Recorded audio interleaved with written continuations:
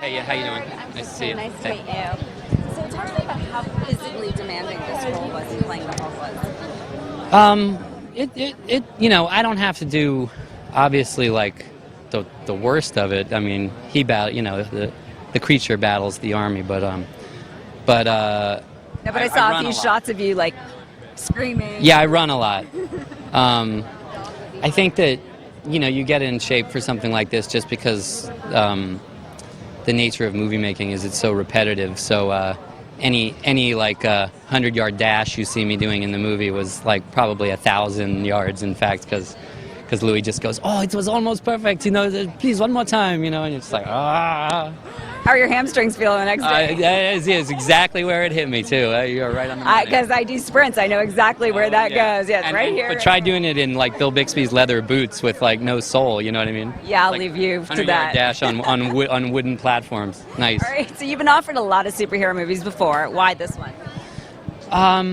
I think that I understood the myth in this one, if that makes any sense. I understood. Explain.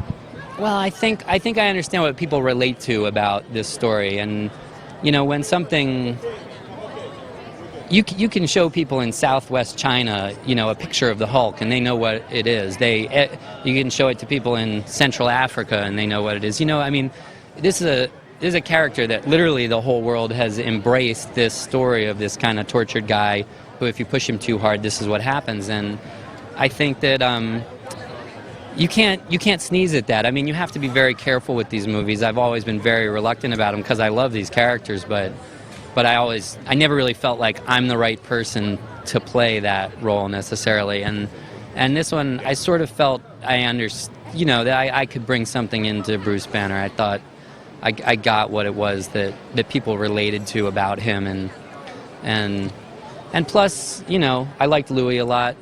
Louis was a big part of it, and the chance to take the script and have Louis and I write our own version of it, and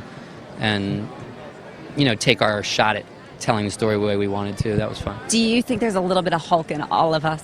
Yeah, I do. That's what I mean. I think it's a fantasy. It's a fantasy for people. You push me too hard, and this thing is going to happen to you. Something bad is going to happen to you, and everybody relates to that, especially like when you're a teenager. I think you relate to, the lonely guy. Yeah, it's that book. What was that book where the kid was really lonely all the time? I can't think of it now.